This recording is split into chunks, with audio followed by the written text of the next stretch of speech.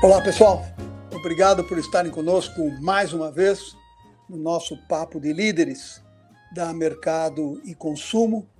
E a cada encontro, a oportunidade de aprendermos, descobrirmos e, principalmente, evoluirmos como profissionais, como pessoas, como empreendedores e empresários. Hoje nós temos o privilégio de receber Júlio Campos, CEO da Compra Agora, um conceito inédito no Brasil, que o Júlio tem comandado desde o seu início, e nós vamos aprender o que significa o conceito, mas vamos aprender também muito com o próprio Júlio, que tem uma trajetória muito particular, porque de executivo de uma grande corporação global, seguramente uma das maiores no seu setor, teve que se reinventar para ser líder de uma startup, desenvolvendo alternativas para integrar pequenos operadores, pequenos e médios operadores, para se tornarem mais competitivos. Júlio, muito bem-vindo ao nosso encontro. E o nosso começo, Júlio, é sempre muito parecido. Por favor, nos fale um pouco mais sobre Júlio e, em seguida, sobre Compra Agora. Vamos lá. Primeiro, um prazer enorme estar aqui com você, Marcos. A minha geração, ela cresceu ouvindo o Marcos Gouveia, né? Então, é alguma coisa desde 88, 89, quando você começou, eu comecei em 88, a gente vinha crescendo, se desenvolvendo na área de vendas, né? Tenho o privilégio de ter trabalhado na Unilever como líder de negócio por quase 35 anos no Brasil e na América Latina. E sempre quando a gente queria falar sobre varejo, outra perspectiva sobre varejo, não tinha como você se atualizar, não tinha como você não ver tendência, futuro, sem ler, sem ouvir, sem conversar com o Marcos Gouveia. Então, para mim, é um privilégio muito grande estar aqui. E eu, falando sobre a minha trajetória, eu me formei em engenharia e meu sonho era trabalhar em supply chain, né? E aí eu entrei no programa de trainee da Unilever esse ano de 88, mas, aos poucos, eu fui me aproximando da área de vendas, né? E me apaixonei por isso, me apaixonei por negócio, por desenvolvimento de grandes equipes, por parceria com os clientes, e aí eu fui crescendo. Como sempre, como eu falo, quando você se desenvolve, o mais importante é você ter novas experiências profissionais, mas, ao mesmo tempo, estar muito preocupado em se desenvolver academicamente, né? Então, depois que eu entrei como engenheiro mecânico na Unilever, eu fui fazer administração de empresas, porque eu direcionei minha carreira muito mais por lado de negócios da companhia. E aí, passei por diversas áreas do Brasil, e como diria um chefe antigo que eu tinha, que o homem de vendas mora debaixo do seu chapéu. Então, eu tive a possibilidade de conhecer um Brasil espetacular, um Brasil extremamente diverso, um Brasil rico, seus 5.500 municípios, e que traz todo tipo de empreendedor e mostra uma cultura, um DNA do brasileiro, por isso que sempre se fala, né? Um brasileiro que empreende, um brasileiro resiliente, um brasileiro que não desiste nunca. E por aí, depois do Brasil, aí foram Argentina, Chile, Peru, Bolívia, México, eu comecei a fazer parte da liderança dessa América Latina. E é a mesma coisa, conhecer muita gente, desenvolver uma network forte, e nesses 40 anos eu vi muita gente se desenvolvendo e construindo grandes empresas, né? E isso, para mim, foi uma das grandes paixões que eu pude desenvolver. Então, hoje, quando você vê os irmãos Mufato, quando você vê a família Pereira, quando você vê o Matheus, quando você vê tantos grandes empresários, eu pude acompanhar o desenvolvimento deles desde o seu começo.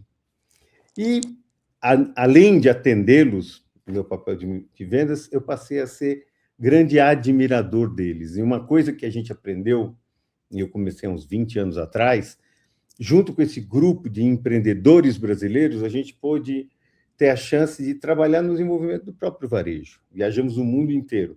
Todo ano a gente ia para um lugar diferente, justamente por essa vontade de trazer conhecimento, por essa vontade de desenvolver, por essa vontade, coletiva, né, de ter novas descobertas para que o varejo brasileiro pudesse ser tão exitoso quanto ele é hoje. Então, eu tenho muita felicidade de ter feito uma carreira. Enquanto eu crescia, todos os nossos clientes foram crescendo também, né? Então, uma coisa muito de generosidade mútua.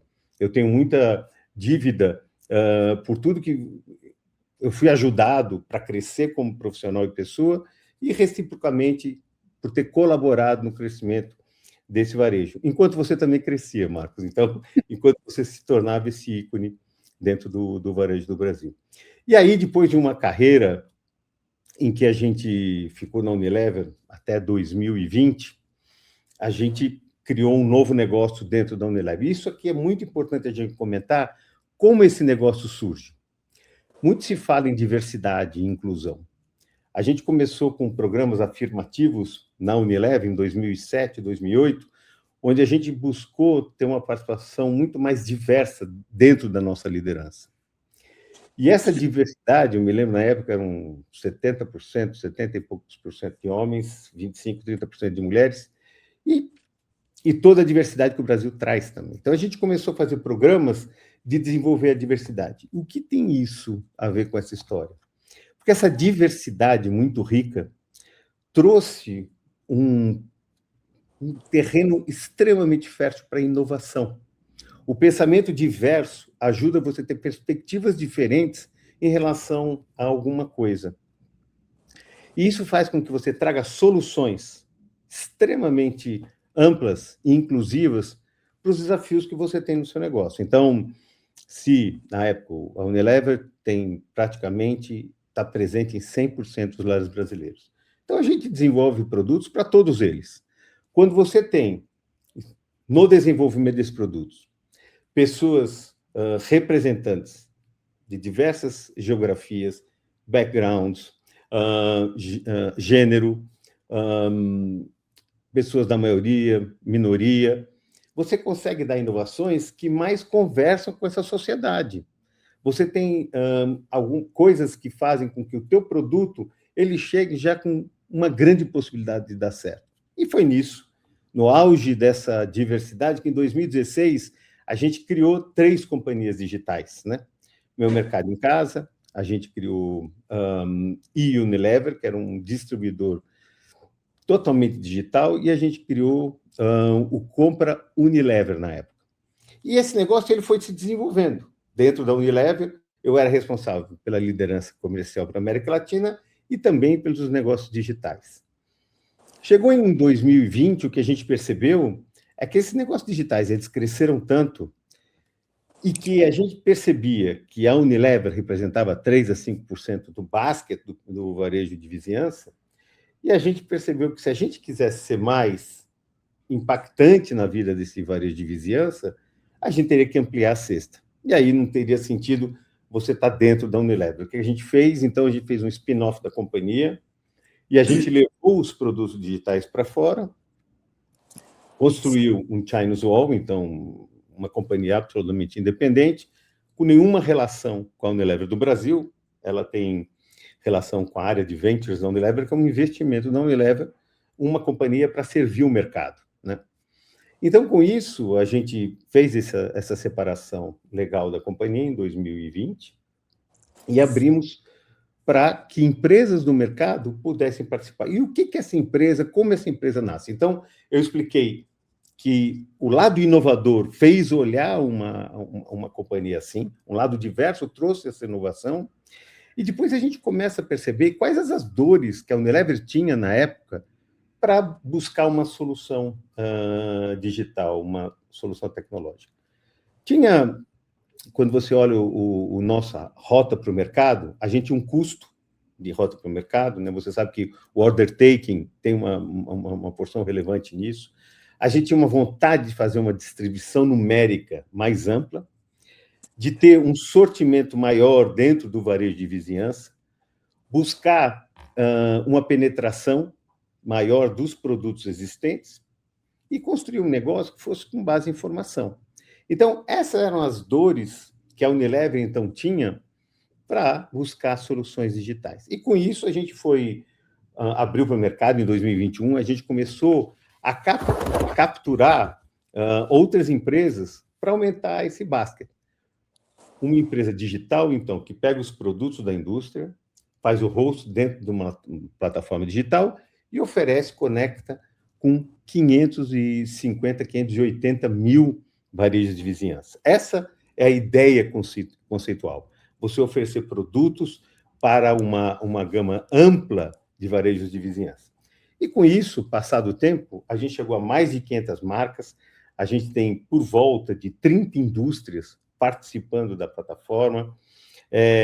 Hoje são 180 distribuidores que fazem parte dessa rota de distribuição do nosso negócio e a gente atinge mais ou menos 80% dos municípios do Brasil. Então, a gente conseguiu uma capilaridade muito importante, porque essa capilaridade permite você levar as marcas em lugares bem distantes, dentro do Brasil, né? Explorando toda a oportunidade que o sistema de distribuição muito bem desenvolvido consegue atingir. E aí o negócio foi crescendo, chegou a esses números, a gente deve faturar esse ano por volta de 6,5 bilhões, o negócio tem crescido taxas importantes. O ano que vem, a gente tem um objetivo de chegar a 7,5 bilhões, 8 bilhões. Então, o que a gente percebe cada vez mais, a adoção de soluções digitais para benefício do todo, ele começa a ganhar corpo dentro das indústrias, dentro do varejo de vizinhança, dentro do sistema de distribuição do país. Porque, para mim, eu acredito, Marcos, que grandes negócios, eles são construídos a partir do momento que você começa a compartilhar o sucesso, você começa a compartilhar as coisas que dão certo para o todo, sem estar voltado, estar dentro do compra agora, mas como a gente compartilha prosperidade com um grupo maior dentro de uma plataforma. Júlio, essa introdução ótima.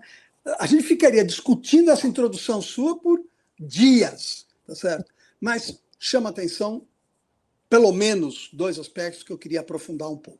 Primeiro, a Unilever, né, além dessa iniciativa que você comentou, e teve o spin-off e daí para frente, tem uma outra alternativa, uma outra iniciativa recente, né, relativamente recente, das lavanderias Omo, que também é muito significativo no aspecto de uma corporação global que, em processo de mutação, né, estrutural e estratégica, e talvez no futuro não muito distante, nós vamos nos referir ao ecossistema Unilever, que gerou coisas como Compra Agora, lavanderias, que é, né, entregar serviço e solução associado à marca de produto, inclusive expandindo via franquia, com uma capacidade de inovação e desenvolver conceitos e implantar conceitos que é invejável, que normalmente, né, era a antítese da grande corporação global, que tinha assim, uma visão de uma corporação paquidérmica e cada vez mais hoje tem que ser dinâmica, gerando novos conceitos, inclusive, quando é o caso, fazendo spin-off para se manter atual. A iniciativa Compra Agora, ela foi reproduzida em outros mercados ou foi inspirada por outros mercados, Júlio? É muito interessante, né? E aqui dá muito orgulho do Brasil. O Brasil tem sido um grande desenvolvedor de novas ideias, de entrar em novas áreas. Então, o Compra, ele surge no Brasil, né? E ele é levado para a Ásia. Então, se você for para a Indonésia, se você for para o Vietnã, se você for para Tailândia, você começa a ver esse mesmo modelo desenvolvido pela Unilever. O que muda é o portfólio. No Brasil, a gente tem sido pioneiro em trazer empresas para o marketplace. Em outros países, isso está apenas começando. Mas quando você percebe, a ideia conceitual ela nasce aqui e ela é rapidamente levada para outras fronteiras.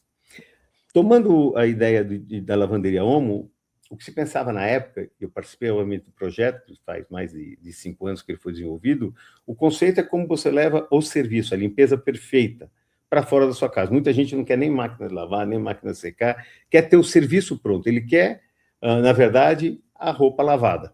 Então, se levou esse conceito de serviço. Na plataforma, antecipando até um ponto que eu ia fazer mais para frente, se você imaginar que a plataforma, hoje, o que ela faz? Ela te oferece produto, tá? Então, a gente foi conversar com o varejo de vizinhança, né? Porque isso está dentro da pergunta que você fez. E o varejo de vizinhança, a gente pesquisou com o Renato, da Locomotiva. O Renato viu as 3, 4 coisas que um varejo de vizinhança quer. Então, ele, obviamente, preço e competitividade, sem dúvida nenhuma. Ele é crédito e financiamento, que ele precisa disso. Disponibilidade de produto. E o quarto ponto é conhecimento. Bem, e a gente, dentro disso, começou a explorar o que ele queria além de produtos. Se você pensar, isso é o básico que a gente pode fazer de distribuição. Mas se a gente começar a oferecer conhecimento, então eu saio do campo de oferecer produto e passo a oferecer serviço pela plataforma também. Então, você imagina, é que eu estou viajando entre duas pessoas que se respeitam, imagina que você pega as maiores despesas que o supermercado tem, ele tem o seu produto que ele compra, né? Ele tem a mão de obra que ele contrata, quando é mais de vizinhança, é mais família trabalhando, e tem a parte de energia elétrica que ele usa nos seus varejos. Imagina se eu começo a oferecer na plataforma o link para ele, dentro do mercado aberto de energia que se tornou, eu começo a oferecer também o serviço de energia elétrica para ele. A outra coisa que todo o pequeno varejo precisa ter veículo, truque, veículo, uma caminhonete, desculpa, não é truque, uma caminhonete, e aí eu fecho com uma grande montadora uma forma dele adquirir produtos com financiamento.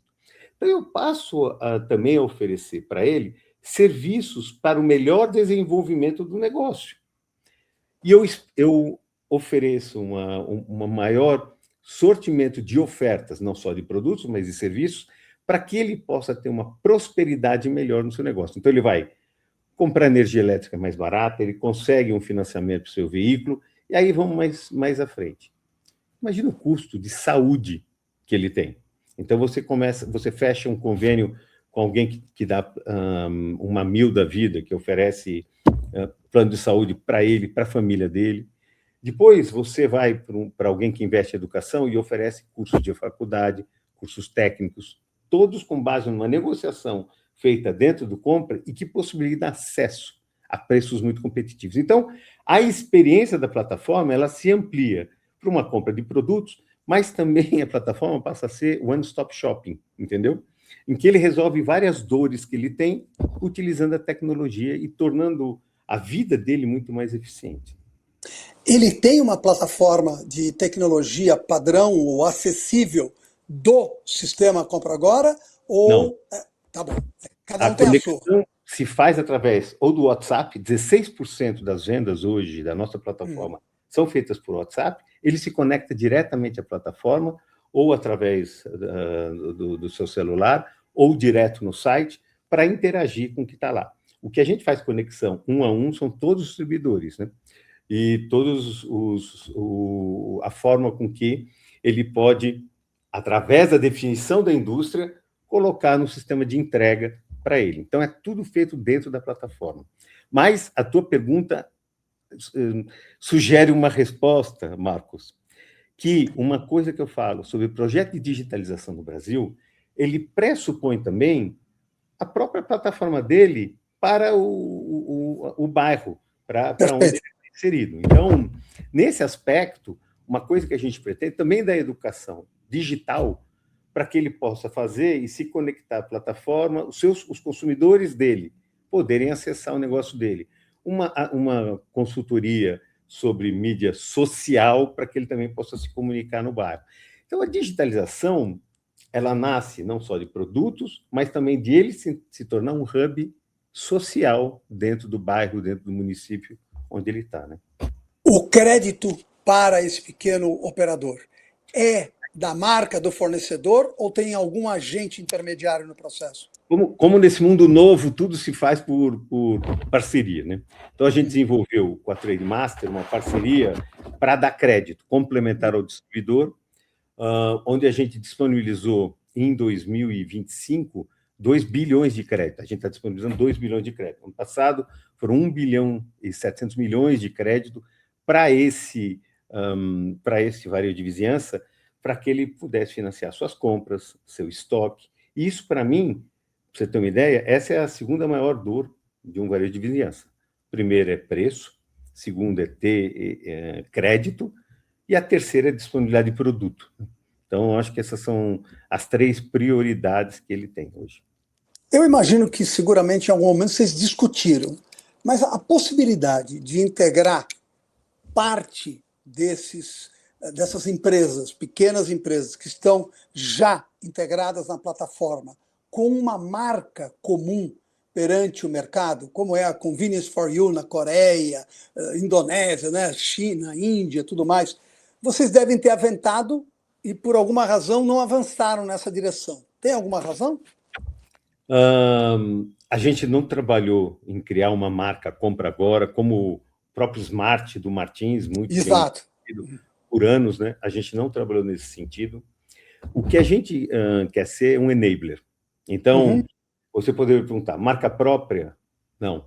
Por quê? Se é indústria, meu cliente, eu não vou criar minha marca própria. Claro. Mas é um business espetacular. Você vê o Mercadona na Espanha, como tem tido sucesso. Você vê no Brasil, outro dia eu vi uma entrevista de uma rede de supermercado em Minas, que tinha, acho que 25% já de marca própria. Então, eu acho que eu não estou aqui para competir com a indústria, eu estou aqui para servir a indústria, eu estou aqui para servir o varejo de vizinhança, eu estou aqui para servir o distribuidor, o cash, todos que se resolvam entrar na plataforma. Então, o nosso mindset é, como ter o custo mais barato de plataforma, então em 2024, a gente fez uma grande reestruturação, focando em poder dar para a indústria o menor FII para trabalhar.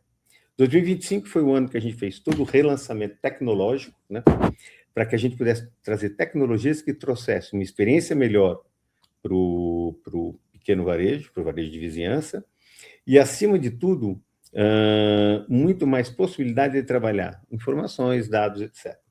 E 2026 é o ano que a gente está colocando crescimento exponencial. 2027 vai ser o ano de possibilidades, já falo já. Mas o ano que vem é um ano que a gente quer ter as possibilidades de crescimento, porque a gente tem a melhor plataforma, a gente tem um custo super competitivo, então a gente quer focar em digitalização no país. É isso que a gente tem como os nossos objetivos. 2027 é um ano que está em aberto, porque a gente pode buscar parceiros para serem sócios também no Compra Agora, a gente pode abrir mercado, a gente pode fazer tantas coisas. Então, a gente se reserva a esperar o sucesso que vai ser 2026, quando a gente tem tanto hardware quanto software prontos para decolar. Mas a sua ideia é extremamente inteligente. O ponto é como a gente se posiciona para não mandar nenhuma mensagem de que a gente quer ter coisas que são nossas, né? Não. A gente não quer ser dono de nada, a gente quer ser low asset e deixar que o mercado se regulamente. Né? Perfeito. Você conversou anteriormente um pouco sobre um tópico que nós usualmente não valorizamos como deve ser valorizado, que é a capacidade criativa, inovadora do empreendedor e do até mesmo microempresário brasileiro.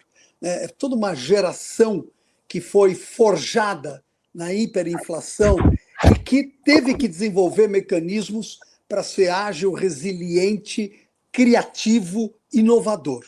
E você estava destacando esse aspecto, o quanto isso é parte da característica do empreendedor e do empresário brasileiro. Mas, né, normalmente, isso tem sido testado nadando contra a correnteza, né, porque as coisas não são definitivamente muito fáceis por aqui. Nesse aspecto, o pequeno empreendedor, ele está presente no dia a dia das decisões através de um comitê, através de pesquisa. Como é que a visão dele é integrada no dia a dia da gestão da plataforma? O que a gente tem feito muito é pé na rua e pesquisa. Isso são as formas pelo qual a gente ajusta a estratégia, ajusta os serviços, ajusta o nosso pensar para o mundo externo. Então, eu tinha um chefe muito atrás que ele falava o seguinte: Júlio, O dinheiro está lá fora. Não fica dentro do escritório, porque aqui não vai surgir dinheiro nem ideia. Então, uma coisa que é cultura da organização, e todos nós fazemos isso por trimestre, é sair do Rio Grande do Sul até Roraima, aprendendo com varejo de vizinhança. Porque, mais uma vez, não é um varejo de vizinhança, são vários varejos de vizinhança. Cada cidade com a sua peculiaridade, não só de sortimento, como necessidade e etc. Existem coisas que a gente tem muita vontade de desenvolver, né? Utilizando iniciativa privada, que é possibilitar cada vez mais crédito para esse varejo de vizinhança, possibilitar cada vez mais educação no Sistema S, como a gente consegue viabilizar tecnologia e Wi-Fi, network. Então, quando você vai para os diferentes Brasis, você começa a entender que as necessidades são bem distintas. Então, quando você olha, ele está no centro, ele está super no centro. Eu não tenho um comitê ou eu não tenho um conselho feito de varejo de vizinhança, mas eu estou no varejo de vizinhança. Eu, pessoalmente, tenho capturado isso. Eu e todo o time do Compre, a gente conversa muito com as indústrias, para justamente poder contemplar, e quando a gente fala que a gente é customer-centric, você tem que ter isso no seu dia a dia, no seu DNA. Eu tive essa oportunidade de crescer no campo, né, como vendedor. Até outro dia, eu estava conversando com um grande líder da indústria, que começou da mesma forma, no mesmo tempo que eu, em 88 e 89, como repositores no famoso Eldorado Pamplona. E gente que cresce assim, cresce com esse DNA de realmente conversar. A gente gosta de conversa. Então, para mim, é muito sobre você ter isso na cultura de todo mundo que trabalha lá. E isso é preponderante. O que eu percebo do sucesso do crescimento da plataforma e da adesão do varejo de vizinhança é ter uma boa equação de valor, sem dúvida nenhuma, mas poder trazer as soluções que o varejo de vizinhança está pedindo. E quando você toca nesse ponto, mostra exatamente, Marcos, como você conhece isso com profundidade. Porque se essa solução é para o varejo de vizinhança, ele tem que estar na estratégia, ele tem que estar no dia a dia, ele tem que estar na alimentação do funil de inovação. Então, a gente faz isso. E a gente tem certeza que esse é um dos sucessos pelos quais, um dos fatores pelo qual o Compra Agora tem sucesso hoje. Júlio, deixa eu explorar um outro campo que hoje, sem dúvida nenhuma, preocupa o líder de qualquer organização, que é exatamente esta revisão que se impõe nos modelos de liderança, num cenário com a dimensão, profundidade, amplitude e velocidade de transformação que nós estamos vivendo. E você, particularmente, esteve, pelo menos, em dois cenários muito distintos, né? Um da grande corporação global e outro agora envolvido com um projeto que rigorosamente é uma startup. Tem diferença no modelo de liderança nesses dois contextos? Uma coisa que eu aprendi, né, e quando você fala sobre essas grandes corporações, é que a estratégia do speedboat, né, do jet skis, em que você pega novos projetos e tira da grande organização para que ele tenha velocidade. E quando você vê isso, justamente, ele surge porque ele quer evitar aquela burocracia de uma grande corporação para dar velocidade na tomada de decisão, na gestão de recursos e enxergar um mundo de possibilidades. Ser fora daquele negócio de uma empresa muito grande, muito estruturada, como precisa ser, com seus processos, etc. E te dá essa liberdade de inovar. E aqui o que eu acho, né, quando você... Vou dar minha opinião, pessoal, né, o que eu aprendi. Quando você está numa grande corporação, você pode falar, puta, os caras não deixaram, etc. Lá não tem os caras, lá tem a gente. Lá tem o objetivo. Lá você acorda pensando no resultado. Eu não fiz um PowerPoint. Eu reporto essa unidade de negócio, ela reporta direto para o CEO da Unilever, que é o Fernando, né? Justamente para não ter nenhum contato dentro da corporação. Então, eu nunca fiz um PowerPoint para o Fernando, eu nunca precisei mostrar por onde eu queria. O Fernando dá total liberdade para que a gente faça um compromisso no começo do ano, me entrega um compromisso, você não precisa falar mais nada. Justamente para não gerar bias, justamente para que eu tenha liberdade de criar e desenvolver. Mas aí já surge uma necessidade na liderança, que é uma liderança independente. É uma liderança que ela não tem um rito de reporte. Obviamente, dentro das condições de contorno do código de ética, etc., eu tenho a liberdade total.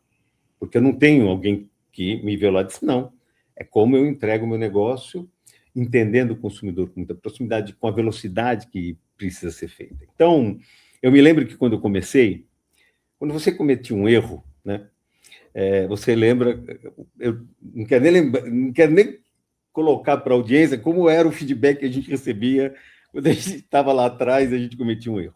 Aqui não é sobre isso. Aqui é para criar uma cultura em que as pessoas tenham gosto por inovar. E se ela tem gosto por inovar, ela precisa de acolhimento, ela precisa de diálogo, ela precisa de vínculos criados. Você precisa ter uma companhia multigeracional. Não é exclusividade de uma startup, mas hoje você tem que ter uma pessoa sênior como eu, 62 anos, que precisa lidar com os principais stakeholders do mercado, e você tem uma nova geração completamente digital, que nasce para suportar o desenvolvimento de uma companhia digital. E nesse bolo, você tem que aprender múltiplas línguas, porque como você motiva uma geração de 17, 18 anos, e como você motiva uma geração de 60 anos, é completamente distinto. Então, esse líder que tem uma companhia que é mais horizontal, então hoje eu interajo com a base da organização. Eu tenho um board, obviamente, mas eu chamo para as reuniões uma geração que é mais ampla, que é mais elástica na sua geração. Isso exige de mim uma flexibilidade muito grande de poder ir aprendendo, falando as diferentes linguagens, para que as soluções sejam postas em place com muito mais rapidez. E nesse caso, lembra, eu não sou um ser digital. Quando começamos, Marcos, eu acho que não tinha nem a printer, né? Tinha aquela pista serial. Então, eu tenho que aprender a confiar no time, eu tenho que delegar muito mais, eu tenho que aprender a linguagem deles para que a coisa seja fluida. Eu não posso fazer com que a organização fale uma língua antiga como a minha.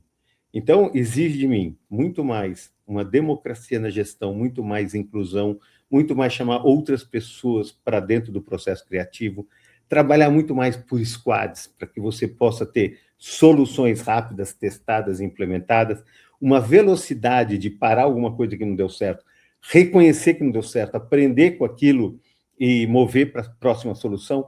Isso é uma coisa que você encontra muito no startup. Sem isso, uma startup não vai.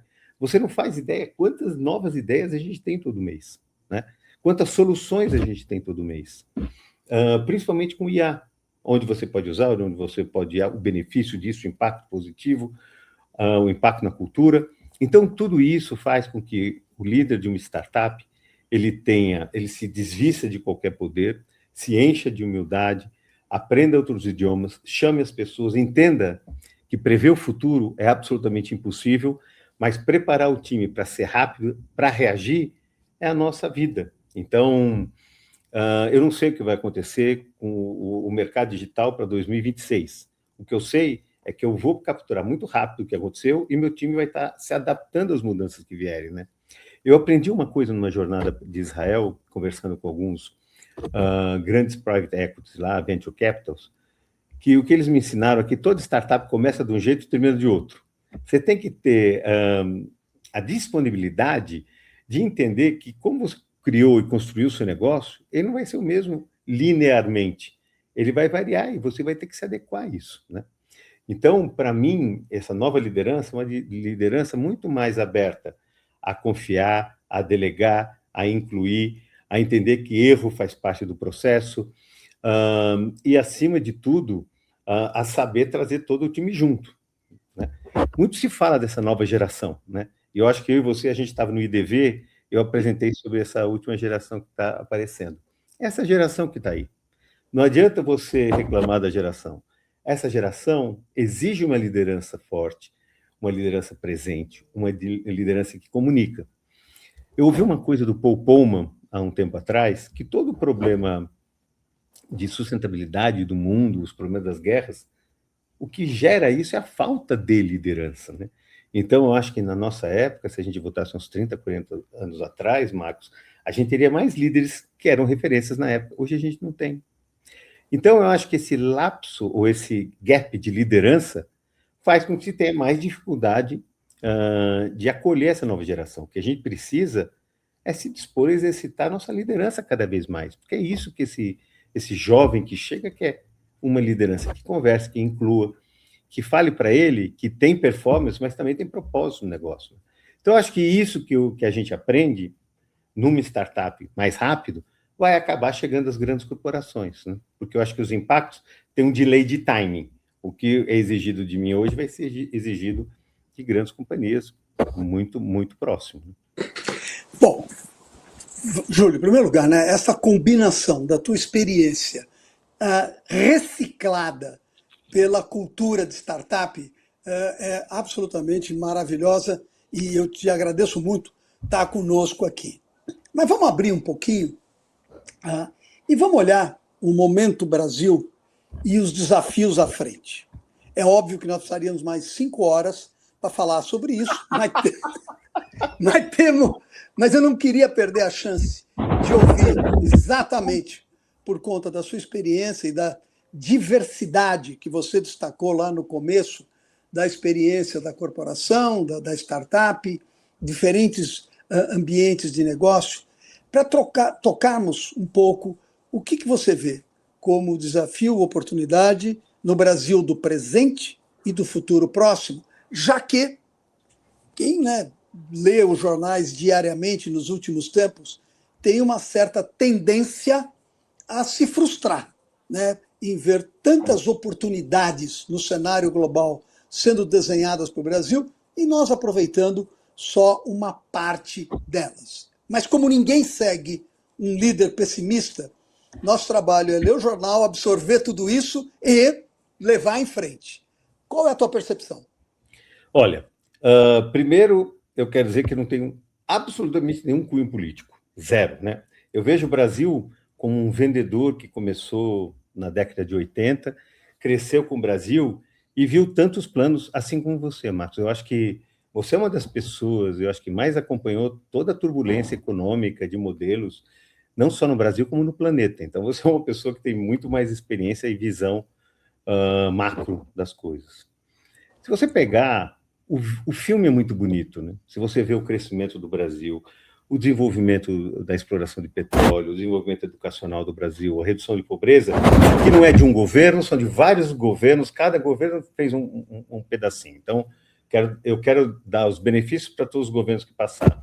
Porque, para mim, a discussão é, o momento é mais difícil. Então, hoje, a fotografia do que acontece no planeta é uma fotografia complexa. Você vê mais guerras que costumava ter, você vê uma polarização maior do que costumava ter. Então, esses últimos anos foram anos difíceis, mas eu sempre vejo o mundo numa perspectiva mais ampla. É um país, é um mundo e um país que se torna mais justo. Se você lembrar, Marcos, você lembra o que foi planilha do RV, Plano Real? Eu me lembro uma vez que eu estava no Shopping Eldorado, precificando com a minha maquininha, a Meto, quando uma senhora começou a cantar o hino do Brasil, eu peguei meu banquinho e entrei lá para o fundo da loja, porque eu achei que eu ia apanhar lá. Quando você pega a evolução econômica do país, não tem comparação com a inflação, que chegou em junho de 94 a quase 60%, 70%. Então, quando você vê, a gente conseguiu criar reserva cambial, a gente começou a dar mais solidez, a gente devia, lembra quando a gente devia globalmente, e vinha que o FMI cobrar a gente toda vez, vinha o pessoal do FMI entender. Então, o Brasil ele evoluiu muito, graças a todos os governos de centro, de direita, de esquerda, etc. A combinação de tudo isso trouxe o Brasil onde ele está hoje. Hoje, obviamente, a gente está à véspera, grandes coisas estão acontecendo que impactam no varejo. Tem uma reforma tributária entrando, que vai impactar. Você tem uma falta de mão de obra. Você tem agora 2 grandes eventos que impactam em bens de consumo, como as canetas emagrecedoras e as próprias bets. Discutimos isso já no IDV.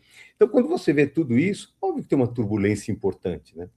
Por isso que o que eu imagino é as coisas elas se acomodam sempre, sempre. Então, eu me lembro quando entrou o congelamento do Collor, no dia seguinte a gente tinha um tostão, e as contas foram reduzidas a R$ 50 mil na época, não sei nem qual era a moeda da época. Então, se você comparar com o passado, o que a gente tem, Marcos, o que nós dois já passamos, é muito fácil, porque a gente perdeu a lembrança do que era uma inflação de 70%, onde era uma lista de preço a cada semana. O que tem que ter no momento como esse, primeiro, uma liderança que amortece e traz uma estabilidade emocional para a companhia. Acho que o cabelo branco ajuda a enxergar o passado e perceber que o que você precisa é respirar e dar espaço para as pessoas criarem e inovarem. Não vir com solução pronta, porque as soluções, de acordo com a situação, é completamente diferente. Então, entender que os cenários, não adianta você ficar olhando o passado, você tem que olhar o que tem daqui para frente para você trabalhar. Se você imaginar, e a gente tem percebido isso, o dinheiro está mais curto. Os mercados de bens de consumo sentiram a pressão de dividir com bets, de dividir com... O que isso significa? Então, é você aprender hoje, aprender com o passado, como você faz para reagir a situações como essa. Estabilidade, proximidade, diálogo, colaboração, que vai fazer com que o time que está aí, que tem uma inteligência fantástica, eu acho que as pessoas chegam hoje muito mais preparadas do que eu cheguei, dado que o mundo é digital, mas o que eu tenho para contribuir é esse cabelo branco, Marcos, de ter passado várias coisas. Então, eu acho que a combinação de ter a maturidade de quem viveu muito, dando espaço e conforto emocional para as novas gerações, é a combinação perfeita. Então, essa diversidade de maturidade e novas gerações é o que vai trazer as soluções que a gente precisa. Mas eu sou muito otimista. Ano que vem é ano de Copa, ano que vem é ano de eleição, é um ano que vem mais dinheiro para a economia, sempre foi assim. Então, eu vejo sempre o lado meio cheio, porque vendedor que sai reclamando, quem é que vai comprar, Marcos? Quem é que vai comprar produto? Fazer, olha, não compra muito que a gente não sabe o dia de amanhã. Então, não tem sobre isso. Eu vejo o mundo sempre de forma otimista, Marcos, e você é uma testemunha disso, porque um estudioso como você, um cara que viveu tantos cenários, sabe que as coisas vêm evoluindo, né? E que sempre se vai achar uma solução. Júlio, queria te agradecer muitíssimo por esse tempo, por esses insights, por essa visão, por esta capacidade de combinar a experiência do passado, né, obtida no dia a dia dos negócios, com a abertura para incorporar o digital, o pensamento tech e daí para frente. A gente, né, que passou muito por varejo, a gente usa muito a expressão, né? A barriga no balcão, né? Proximidade com a realidade, pés no chão para não descolar e sonhar, mas sempre com os olhos no futuro, porque é lá que vai se construir o que vem à frente. Queria te deixar... Oi. Eu não queria encerrar sem dizer o meu muito obrigado por você.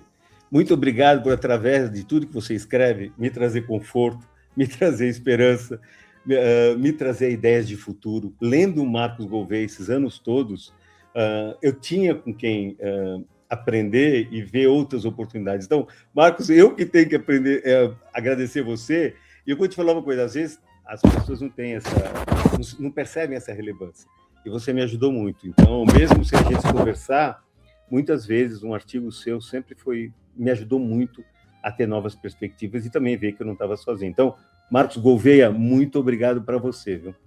Obrigado você, Júlio. E, acima de tudo, seguimos juntos.